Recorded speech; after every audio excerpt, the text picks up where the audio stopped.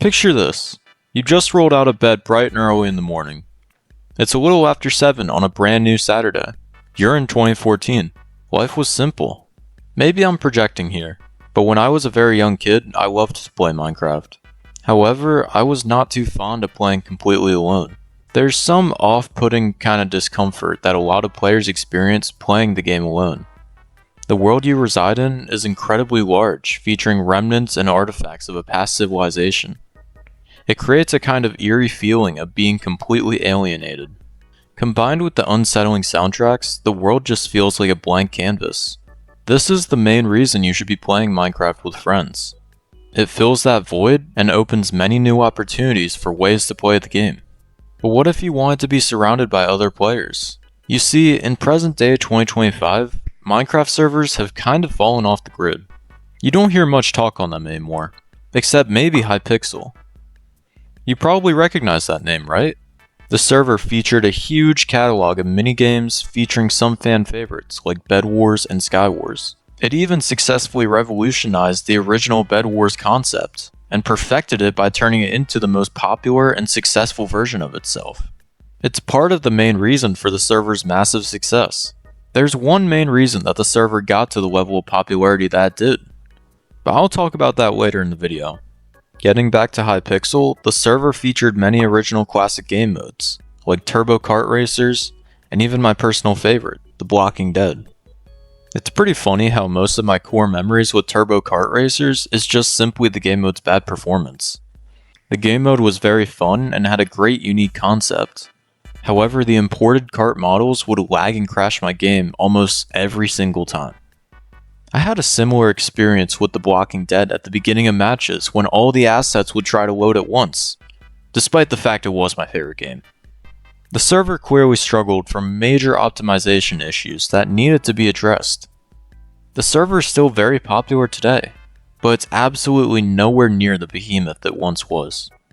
Back in the days, the developer team was significantly larger and more fleshed out to account for the influx of players. I also forgot to mention the development of their biggest project to date, Hytale. Hytale is one of the main reasons for the server's ultimate downfall. Did I mention that Hytale is not a Minecraft server? It was its own separate game. The project had a lot of funding and time put into development. This was the cause of its inevitable downfall. After years of development, the team determined it would require significantly more time to deliver the game that met its original vision. Reducing scope or altering the game's development would compromise the core identity of the project. The cancellation of the game actually says a lot of good about the leaders of Hypixel. If they can't deliver the perfect vision, they simply won't deliver anything. They refuse to push out an unfinished game. This drive for perfection was part of the reason it stood above the rest of the server giants, like for example, mineplex. Mineplex was my personal favorite server to date. For any of you who understand the history of mineplex development, you probably just laughed in my face.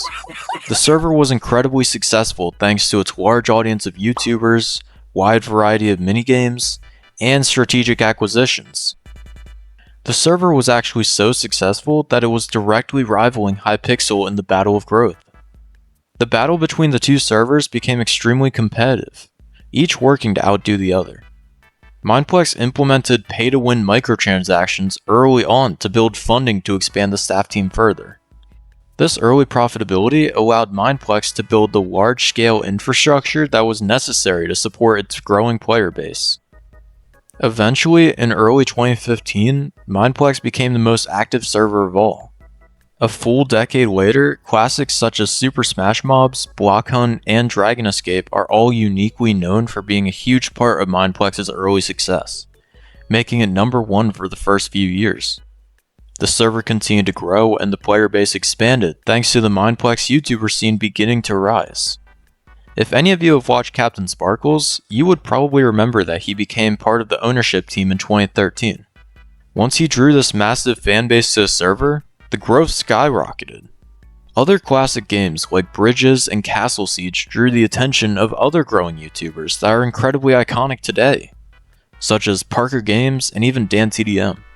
It almost felt like Mineplex had won. It had taken the crown as the most popular server in the game, until 2016.